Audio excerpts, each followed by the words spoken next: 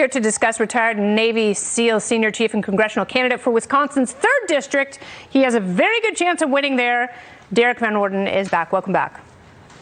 Well, thank you very much for having me. I appreciate it. I wish it could be under better circumstances. Yeah, no, and you know, it's like inflation. This problem isn't going to go away. There are no good solutions, but something has to be done. What is that something? Well, let's be very clear. You didn't have to be Nostradamus to figure out that if the president of the United States and his national security team intentionally abandoned thousands of Americans and our allies to their fate to terrorists in Afghanistan, that you should feel emboldened. So what we're seeing take place right now is a direct result of President Biden leaving Americans in Afghanistan and showing complete weakness across the entire spectrum. We've lost the respect of our NATO allies, and clearly the Russians are now threatening the Ukrainians, but they're testing Biden. Are the Russians working in concert with China here? You know, is this a concerted, coordinated effort to weaken the United States in your estimation? Well, you know what, Kenny, I don't think of it in those terms. What I think of it in the terms of is that the Biden administration is incapable of dealing with foreign policy decisions. Russia is challenging Biden, and so is China.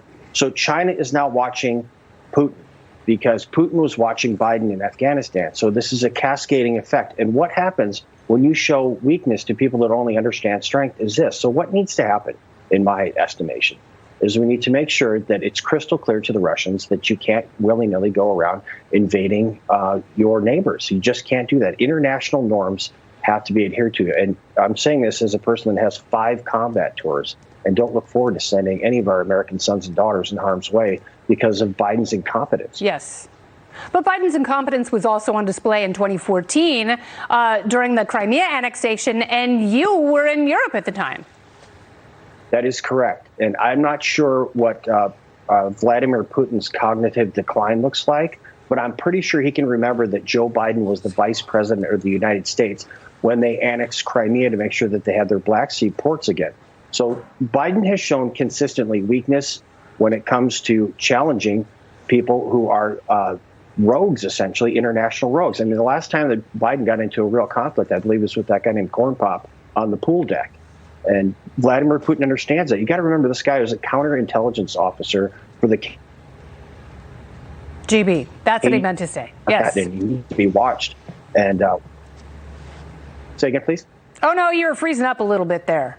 I was worried that you were an automaton and someone sprayed you with water and you froze up. Are you, in fact, a human? Happen. I am. Okay. And unfortunately, we can't really count on President Biden to show anything other than weakness. And the flip side, you mentioned your monologue, if he gets backed into a corner because he's showing such weakness across the board, he may overreact, and then we're going to have real problems that we don't want to have a war. Have to face here. And how do you get out of that war?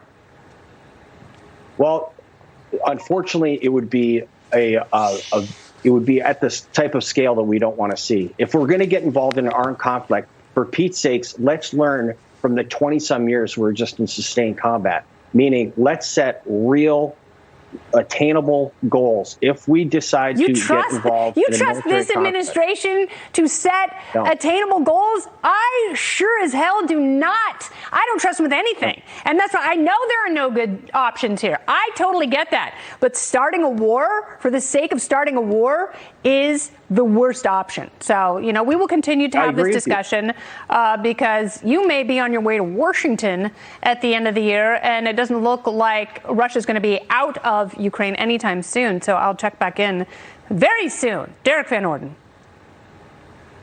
Thank you.